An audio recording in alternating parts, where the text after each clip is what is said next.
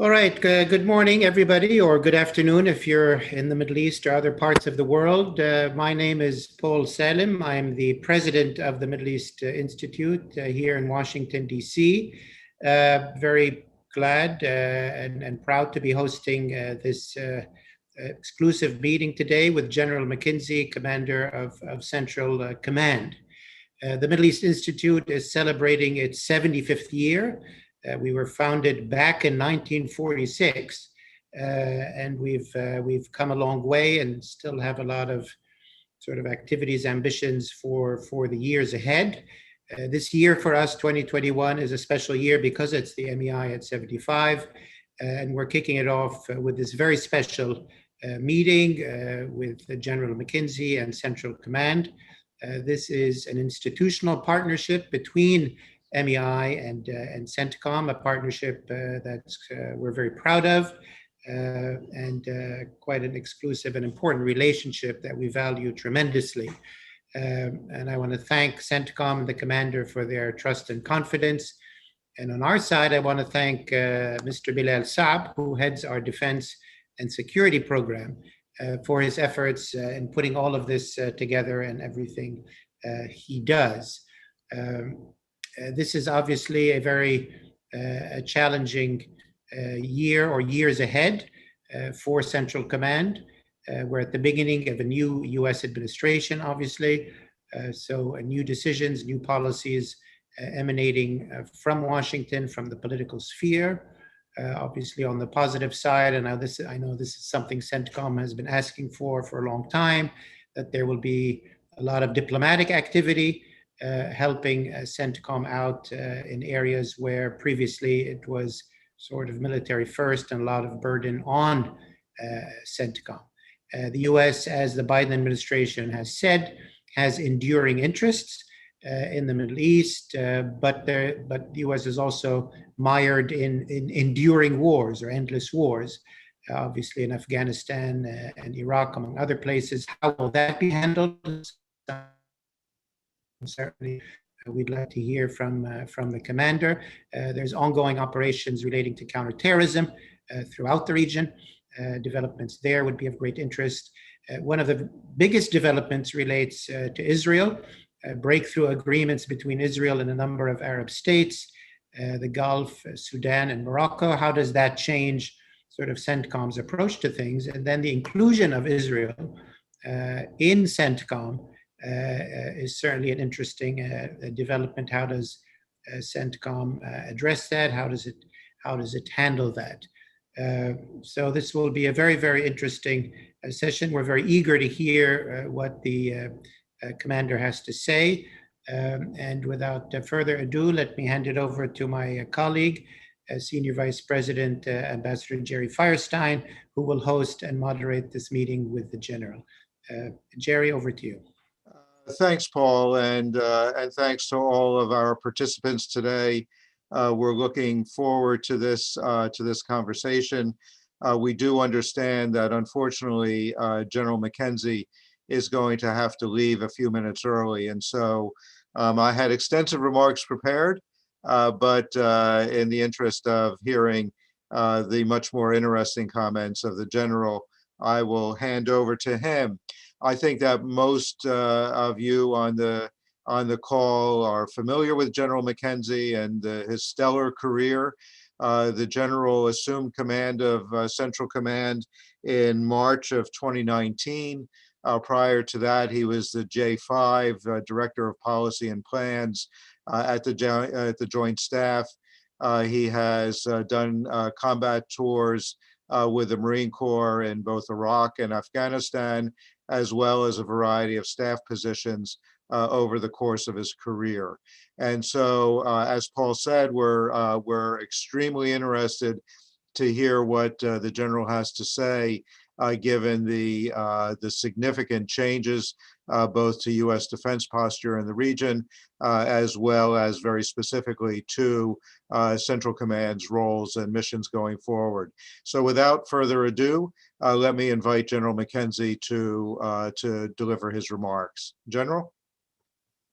Thanks so much. I'm delighted to be here, even if it's just virtually. It seems like it's only been a few months since I last spoke with a group from MEI, but now more than ever, with a combination of world events and COVID-related restrictions on gathering in person, I think it's very important to continue a regular dialogue so we can provide clarity and transparency of what we're doing and why. I want to focus my remarks today on drivers of instability in the CENTCOM area of responsibility, why we are concerned about them, and steps that are being taken, at least in the military domain, to mitigate them. Given the acuity of knowledge this audience has with respect to the Middle East, I'm going to skip my normal geography and demographic overview and jump right in, because I think it's important to take a few moments to discuss why, with so much of the United States government's efforts focused against China and Russia, the stability of the Middle East still remains of vital importance to us. Since 1947, when the U.S. developed the foundations of its foreign policy in the Middle East, the security of the region has remained vital to U.S. national security interests. Early on, that importance was mostly predicated on maintaining reliable access to the region to satisfy our energy demands and preventing the Soviet Union from expanding its reach into the Middle East.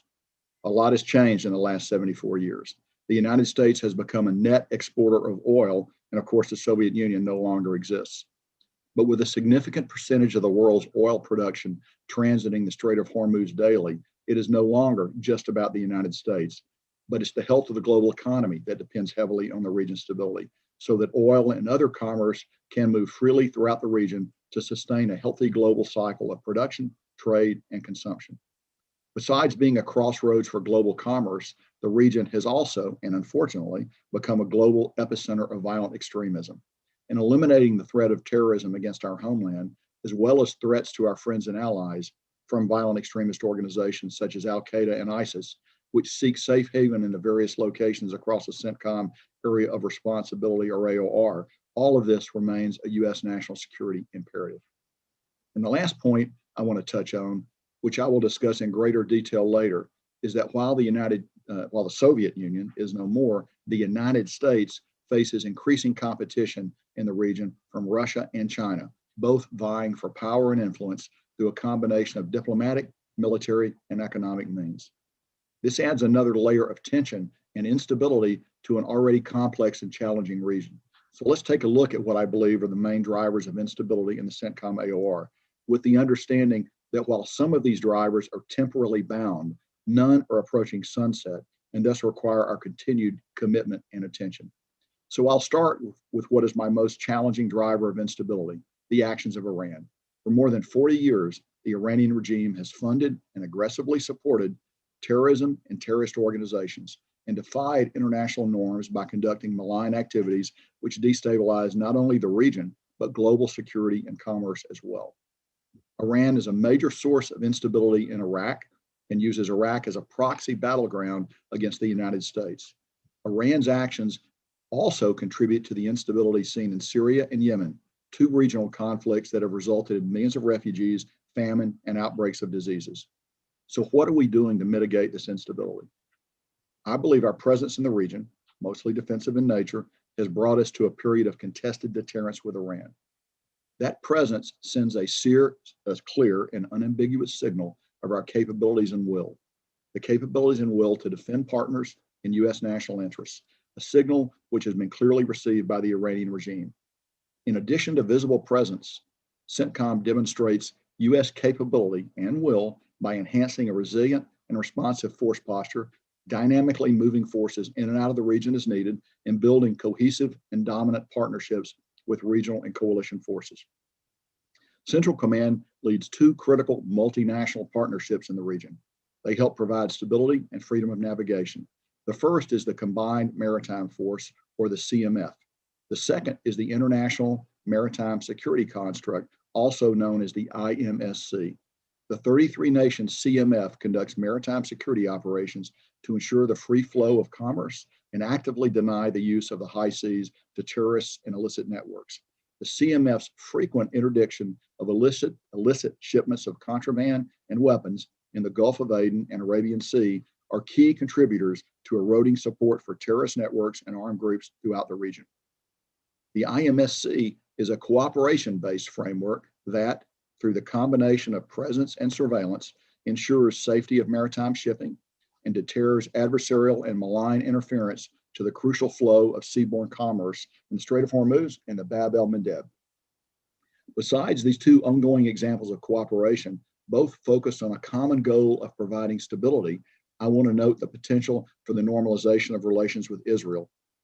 The easing of tensions between Israel and other Arab countries provides us with a strategic opportunity to align additional partners against shared threats to stability in the region. Now, I fully understand there are fundamental political issues that remain to be worked out between Israel and many of its Arab neighbors, and that process will take its course. But it's always been my observation that since you can't choose your neighbors, you have to find a way to get along with the ones that you do have. Clearly, several Arab nations have weighed their options and have chosen rapprochement with Israel over the destabilizing tactics of Iran. But Iran has choices as well. The new U.S. administration has signaled it will take a deliberate and thoughtful approach moving forward with its Iran policies, working in close consultations with our partners.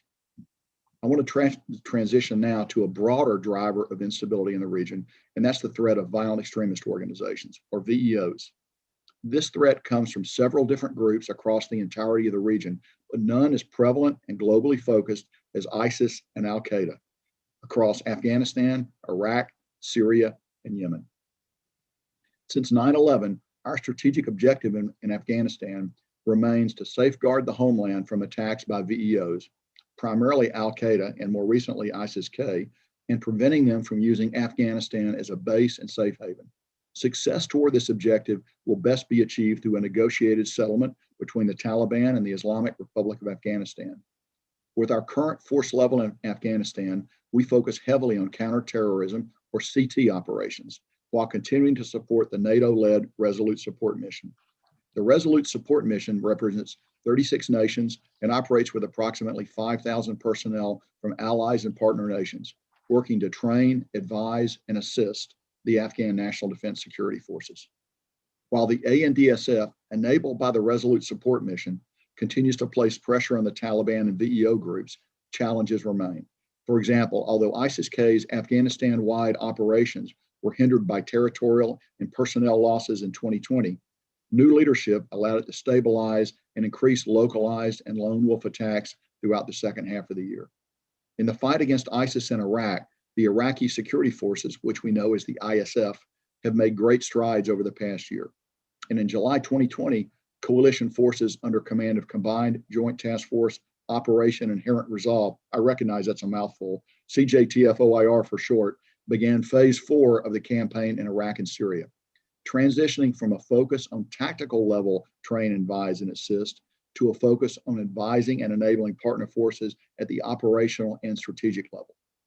Much of that progress is due to the global de-ISIS coalition's investment in training and equipping thousands of troops, with many of those units now acting independently, receiving only high-level advisory and enabling support from coalition forces. In fact, the progress of the ISF has allowed the United States to reduce its force posture in Iraq and has enabled U.S. and coalition forces to depart from several bases where our Iraqi partners have remained. In Syria, the civil war, the long-term displacement of individuals, the malign influence of Iran, the meddling of Russia, and security concerns of our NATO ally Turkey, and finally the COVID pandemic are all the backdrop to coalition efforts to bring about the enduring defeat of ISIS. CJTF-OIR retains a presence at the At-Taf garrison in southwest Syria and also in northeast Syria, where the Syrian Democratic Forces, or SDF, display continued progress against ISIS. Coalition forces support SDF operations and are developing the SDF's capabilities to enable it to operate independently. Given ISIS' tenacity, demonstrated recently by a horrific suicide attack on a civilian marketplace in Baghdad, we must retain a vigilant focus on the de-ISIS mission, understanding that the territorial defeat of ISIS does not mean the organization's complete elimination.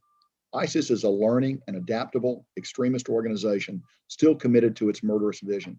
And in my assessment, it has, for the time being, gone to ground, but with the goals of maintaining its insurgency in Iraq and Syria and a global cyber presence, while building and retaining a cellular structure which allows it to carry out terrorist attacks. From a global perspective, I firmly believe we will need to maintain constant vigilance to defend against the threat of ISIS, or whatever follows ISIS, wherever it looms. Even the brightest possible future will not be a bloodless future. Attacks will more than likely continue in the form of an insurgency, as it remains a core aspirational goal of ISIS to renew its connective tissue throughout the Middle East and beyond, with the ultimate goal of exporting terror to our homeland. So our goal moving forward is to continue to develop and enable the ability of our local partners to maintain the fight against ISIS in their respective areas without external assistance. And today, I believe we're on the correct path to that desired end state. While most of the public's attention remains on Afghanistan, Iraq, and Syria, VEOs also operate in many other ungoverned spaces in the region. In Yemen, for example, the critical U.S. interest there resides in our ability to conduct CT missions, counter-terrorist missions, against Al-Qaeda in the Arabian Peninsula. We refer to them as AQAP, and of course, ISIS Yemen. While AQAP has suffered organizational and operational setbacks over the last year, it remains a threat to the U.S. homeland, as evidenced by the AQAP-enabled attack against U.S. Naval Air Station Pensacola in December 2019. I am also deeply concerned about two long-term challenges to stability that are byproducts of the de-ISIS fight.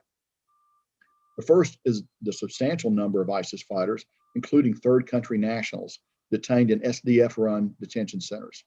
The second is the much larger number of internally displaced persons, or IDPs, remaining in Syria and Iraq. Today, the SDF, detains approximately 10,000 ISIS fighters, including approximately 2,000 foreign fighters, in more than 24 makeshift detention centers across northeast Syria. Although U.S. forces do not directly supervise these detention activities, DoD assistance continues to help mitigate the risk of breakouts from these facilities, breakouts that could fuel ISIS's efforts to regenerate. The SDF remains capable of responding to both external attacks and quelling internal riots, although the detainees within the walls of these makeshift facilities largely govern themselves. Of even larger scope and concern are the IDPs living in camps across northeast Syria and Iraq. I'll use the Al-Hol camp in Syria to provide an example. As of last month, about 62,000 people, mostly women and children, were living in the Al-Hol camp under difficult, even dangerous conditions. Around 2/3 of the population of Al-Hol is under the age of 18, over half are under the age of 12, and 1/3 are under the age of 5. Combining the poor conditions in an already at-risk demographic creates a very real near-term risk, as an outbreak of cholera or coronavirus could cause a situation where we witness a massive loss of human life. The longer-term risk is the systemic indoctrination of this population to ISIS's ideology. This is an alarming development with potentially generational implications, and to be clear, there is no military solution to this problem. Unless the international community finds a way to repatriate, reintegrate into home communities, and support locally grown reconciliation programs, we will bear witness to the indoctrination of the next generation of ISIS as these children become radicalized. Failing to address this now means ISIS will never be truly defeated, as the ideology will continue well into the future. Addressing this issue requires cooperation among diplomatic, security, and humanitarian channels, with a local solution supported by local governments, organizations, and communities. They are the ones that are best placed to support and reintegrate individuals into society. This remains a tough global problem, requiring global resources channeled through regional and local solutions, and it's not going to go away by ignoring it. Another more technical area, I believe, a concern for long-term stability, is the proliferation of commercially available small unmanned aerial systems. We know them as UAS in our shorthand in the military. There's been an increase in the use of UASs by both state and non-state actors, and they represent a growing threat to the United States and to our regional allies and partners. And I'm not just talking about large unmanned platforms, which are the size of a conventional fighter jet that we can see and deal with by normal air defense means. I'm talking about ones that you can go out and buy at Costco right now in the United States for $1,000. These systems are inexpensive, easy to modify and weaponize, and easy to proliferate. They provide adversaries the operational ability to surveil and target U.S. and partner facilities while affording plausible deniability and a disproportionate return on the investment, all in our adversaries' favor. I argue all the time with my Air Force colleagues that the future of flight is vertical and unmanned, and I believe we're starting to see it now. The growing threat posed by these systems, coupled with our lack of dependable network capabilities to counter them, is the most concerning tactical development since the rise of the improvised explosive device in Iraq. Right now, we're on the wrong side of the cost imposition curve because this technology favors the attacker, not the defender. But we're working very hard to fix this and flatten the curve. We have a variety of systems in the field already, and I know that it has the direct attention of leaders in the Department of Defense and the Army, the executive agent for counter UAS. Those are all steps in the right direction, but it worries me because I think what we're seeing is the emergence of a new component of warfare, part of a system of systems. And how we work our way through this challenge will be closely watched by our competitors and our adversaries. So speaking of competitors, the last topic I want to talk about is strategic competition in the region with China and Russia. Because while common interpretation of the U.S. national defense strategy infers competition primarily occurs in the Indo-Pacific and European regions, the CENTCOM AOR is, and always has been, a crossroads of global interests and a historically prime arena for foreign powers to compete for influence, for resources, and for access. In 2020, Russia and China exploited ongoing regional crises, financial and infrastructure needs, perception of declining U.S. engagement, and opportunities created by COVID-19 to advance their objectives across the Middle East and Central and Southern Asian nations to gain or strengthen footholds in the region. Russia seeks to undermine and disrupt U.S. influence and to reassert its own identity as a global power. Its engagement in the CENTCOM AOR is also fueled by a set of economic factors, from maintaining oil production agreements to expanding Russian access to nuclear energy markets, trade, and arms sales. Russian activities in the region include the establishment of an enduring military presence in Syria, where it regularly interferes with the global coalition's de-ISIS campaign, and establishing long-term presence with their 25-year lease at the Tartus Naval Base in Syria and nearby Flamingo Bay in Sudan. In September 2020, in response to a dangerous increase in unauthorized and unsafe Russian interactions with coalition forces, CENTCOM deployed Sentinel radar and Bradley fighting vehicles to the eastern Syria security area and increased combat air patrols over U.S. forces. I suspect Russia will continue to challenge U.S. presence as opportunities present themselves, positioning itself as an alternative to the West by trying to mediate regional conflicts, selling arms without end-use restrictions, offering military expertise, and participating in regional and multilateral organizations and military exercises. While Russian engagement with regional partners will remain largely transactional and opportunistic, Moscow's greater strategic objectives in the region include reinforcing its global power status, countering U.S. influence, and expanding its own influence in the region. China's current interests in the region are predominantly economic.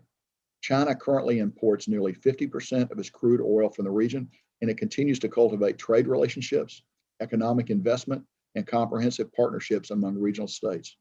China uses its Belt and Road Initiative and the China-Pakistan Economic Corridor to expand Chinese influence and presence within the AOR.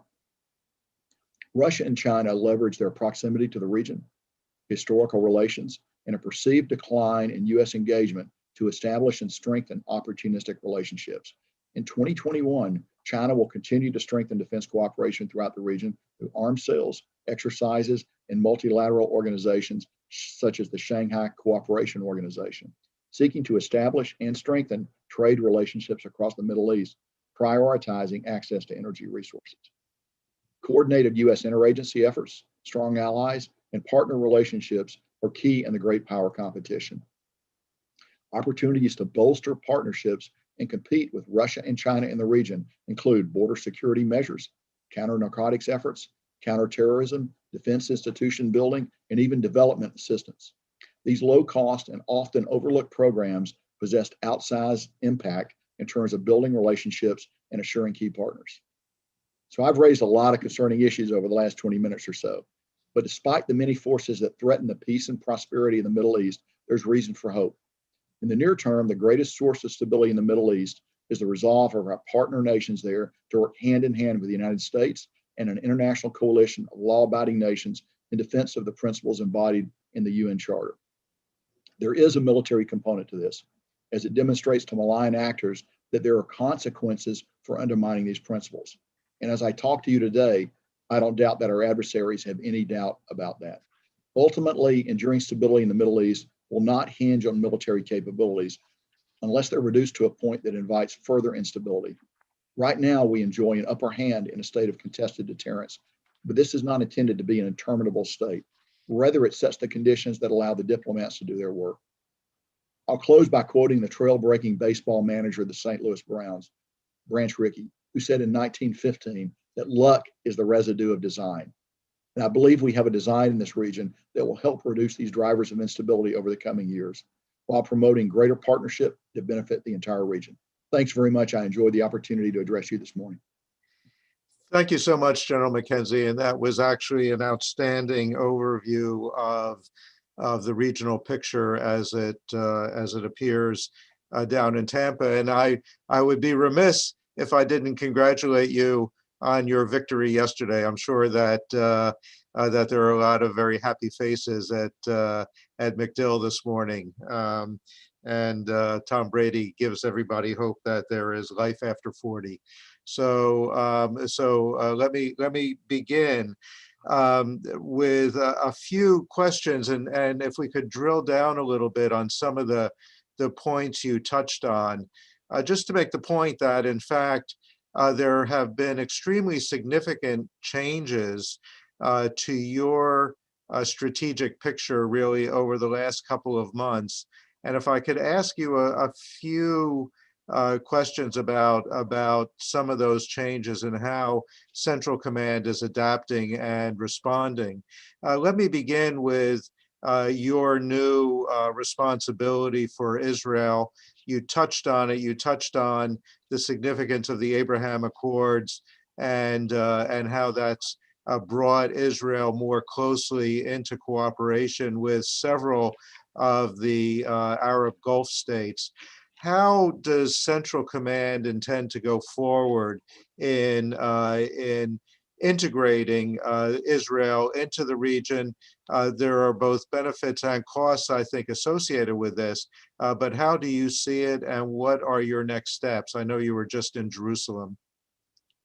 Thank you, Ambassador. And you're right. It's Tampa really enjoyed the victory last night. This is a great city. It's a great military town, and we're delighted that the New England Patriots could help us out by sending Tom Brady down here. We hope they'll have several years in the future to continue to regret that decision. But thanks. So look, as everyone may be aware, let me just take a minute to describe the Unified Command Plan. It is a document signed by the President that tells geographic commanders what their responsibilities are. It's updated every couple of years. In the most recent update, Israel was moved from the European Command area of responsibility to the Central Command area of responsibility. So first, practically, and I know you as a diplomat will appreciate this, this does align Israel with Israel's presence in the Middle East Bureau that they are in the Department of State. So it's actually bureaucratically, it's just a thing that makes it a little easier to work those relationships. However, what will happen now is we'll get an order from the Secretary to do this. It'll take a little time to actually make it happen so that we get an opportunity to do it right after he's had a chance to review it going forward. We do a lot of business with Israel now, just as a practical matter of fact, because their threats generally emanate from the east. So in a certain way, this is just a natural recognition of that at the operational level. At the same time, coming as it does in the wake of the Abraham Accord and what that has meant at a higher level in the region, it also gives an opportunity to sort of put an operational perspective to that. It will allow further corridors and opportunities to open up between Israel and Arab countries in the region, and we would hope all that will happen in the fullness of time. I don't want to overestimate the speed that this will happen. It's going to take some time to occur, but it does make it a little easier for them to work together. And I think that is all a good thing. I think in the future, we would like to see, and for many years has been an aspiration in U.S. Central Command, a collective approach to security here in the region. And a collective approach to security, where our friends in the region do more for themselves, is actually something that is entirely consistent with the NDS and recognizing that we have a finite number of military resources available globally. So we're going to need to make some shifts. And what we can do to help our neighbors work more closely together, anything we can do that brings them together is a good thing. And I think this is a step in that direction. Great. Thank you. And then the next thing, of course, is the announcement last week of a decision by President Biden to to end support for Saudi offensive operations in Yemen, but of course fencing off defensive measures. And you talked, of course, about the threat from drones and missile attacks from the Houthis into Saudi Arabia, and the State Department put out a statement on that just this morning. But also fencing off CT cooperation. And so again, I think that you were just in Riyadh meeting with Prince Khalid and others in the Saudi leadership. And can you talk a little bit, not only about how we're going to move forward in our cooperation with Saudi Arabia, but also very specifically, you talked a lot about violent extremism, about AQAP and ISIS in Yemen. Our ability to work in that CT arena in Yemen is going to depend not only on our cooperation with UAE and Saudi Arabia, but also what happens in Sana'a. And are we going to have a government in Yemen that is capable and willing to partner with us on that mission? So if you could talk a little bit about how you see that that issue going forward, and what advice, what was the nature of the dialogue with the Saudis? Certainly, thanks, Ambassador. So, as you know, our interest in Yemen is a CT interest first and foremost, a counterterrorism interest against Al Qaeda in the Arabian Peninsula and elements of ISIS that are there. So, the American national interest begins and ends there. We are not, as you know, we're not a party to the Yemen civil war, and our current support, the Saudi-led coalition, has actually been extremely limited even up until now. So we will move out smartly to comply with the direction that we've been given. However, we will also continue to support the Saudis as they defend themselves. So, over the last several weeks, a number of attacks have been launched out of Yemen against Saudi Arabia. We will help the Saudis defend against those attacks by giving them intelligence when we can about those attacks. What we will not do is help them conduct offensive operations into Yemen. So that will continue, and that leads sort of to the long-term relationship that we want to have with Saudi.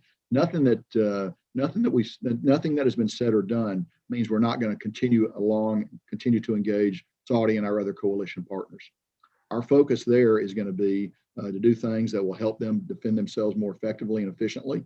And there's a common threat there, and that common threat is Iran. We should remember that it was only in October of 2019 where Iran launched a comprehensive, complex attack against a critical oil infrastructure target in Saudi Arabia. So that threat is very real, and anything we can do to assist the Saudis in getting better and more effective at defending against that attack is good for them and good for us as well. Because I come back to a theme that I've sort of developed as we've gone through it. Anything we do to help our partners in the region gets better, gives more options for the future deployment of U.S. forces. If partners are better able to defend themselves, then we can have a little bit more flexibility in how, where, and when we deploy forces into the theater. All of that is in the future, but those are things that we, at the mill-to-mill level, which, as you know, is the level that I work, those are the things that we try to do. And I have very good and substantive discussions with the Chief of Defense in Saudi Arabia when I was in there on just these matters, Ambassador. Great. And in that same regard, of course, one other change in your operating environment over the last few months has been the Al Ula agreement that was signed in January of this year among the GCC states. And to what extent do you think that has opened the door for you once again to try to pursue measures that integrate defense capabilities of the various GCC states with the United States? Has that made your life a little bit easier, is the bottom line? Sure. So for CENTCOM, the agreement does not restore complete unity to the GCC. It does in the long-standing disagreement and opens the door for collective action. This current agreement will reopen airspace and resume trade amongst GCC states. The mistrust at a higher level, I'll leave the diplomats to talk about, but I do think it does help us at a practical military level. Enhanced U.S. GCC security cooperation will require us to continue to walk a fine line interacting with all the GCC countries, and we're prepared to do that. But we view it as a step forward. I mean, the geography of Qatar, just to take a look at a map, places is at the very center of the region. Certainly, when you consider the problem with Iran, they have a large role to play in that. So in all these areas, we welcome it. But it's really it's more of a diplomatic issue than a purely mill-to-mill issue right now, as you understand, given the nature of these states, the sensitivity of the disagreement, and the very high levels at which this is being addressed. We can support it, CENTCOM, and we'll continue to do so. Great. And then, if I can, I think we have about 5 minutes left, and let me turn to another part of your AOR, and that's Afghanistan and Pakistan. And again, I think that you were in Doha within the last couple of months meeting with the Taliban. As you probably know, there's been a great deal of chatter here in Washington over the last few days about the recommendation of the Afghan study group of Senator Ayotte and General Dunford to recommend to the president that he not make that decision to withdraw the last of the U.S. forces from Afghanistan, according to the schedule, which would be May 1st, I believe. What is your sense of the ops tempo in Afghanistan, of the prospects for the implementation of this agreement that Zal Khalilzad negotiated, and really, what is the future role of the United States in supporting Afghanistan and building up its capability to pursue the conflict with the Taliban? Sure. So the Taliban continue to resort to extreme violence with targeted killings across the country and frequent attacks on the ANSDF Afghan forces. And while they have mostly avoided attacking U.S. and coalition units, the level of violence is just simply too high. And so that's an action that we look at.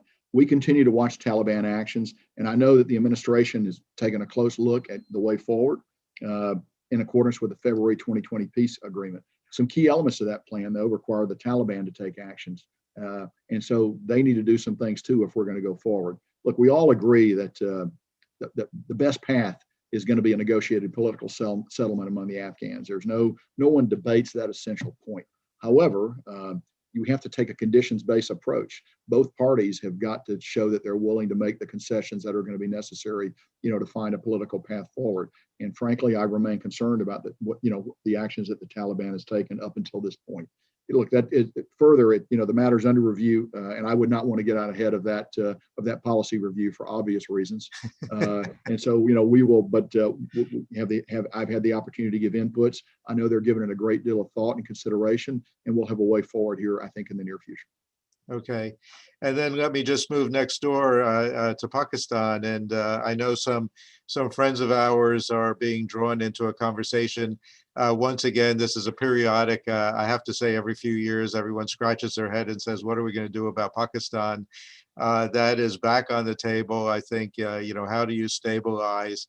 Obviously, the nature of the U.S.-Pakistani relationship over the years has been heavily focused on our mill-mill relationship, supporting the Pakistani military. How do you see that going forward? And if you can talk a little bit about the nature of your dialogue with the Pakistani military leadership, and what was Central Command like to achieve in that relationship? Ambassador, not a lot of people realize that Pakistan has consistently been a key member of our U.S.-led combined maritime forces and consistently steps up to lead our combined task forces that conduct maritime security operations throughout the region. In fact, today, a Pakistan officer is currently leading Combined Task Force 151. So at the mill-to-mill level, I talk to General Bajwa fairly frequently, and we always have a good exchange of views. Pakistan is absolutely critical by their location next to Afghanistan. They've helped us in some ways. We sometimes wish they would do more. Pakistan will play a key role in the future of Afghanistan, and not only there, but also the region, because of their location at one of the hinge points in the world today. So at the mill-to-mill level, what I try to do is we make sure that the lines of communication are open. I've always found General Bajwa to be open and communicative with me. It gives me the opportunity to sort of assess, the level of tension there, and he's receptive to the messages that I've asked him to pass and the things I've asked him to work in regard to Afghanistan. So we are, that again, that's another area where I know the new team is going to take a look at that. But geography gives you certain facts you have to deal with. And Pakistan is certainly one of those facts we're going to have to deal with, Ambassador. Indeed, and it always has been. General, I think that we've run out of time. We've taken a good bit of your morning. Appreciate it greatly, and obviously everybody on this call deeply appreciates the work that you and your team down at MacDill are doing every day to help stabilize the region and to advance U.S. national security interests. So thank you so much for joining us. We're looking forward to having a number of conversations. And of course, you have an open invitation to come back to MEI anytime, either virtually or even better in person in the future, to talk to us a little bit about what's on your mind and how you see the AOR. So thank you again, and best of luck to you and your team. Ambassador, thanks. It was a great opportunity to do this. I look forward to doing it some point in the future, not virtually. Thanks so much. Indeed. Take care. Bye-bye. Bye-bye.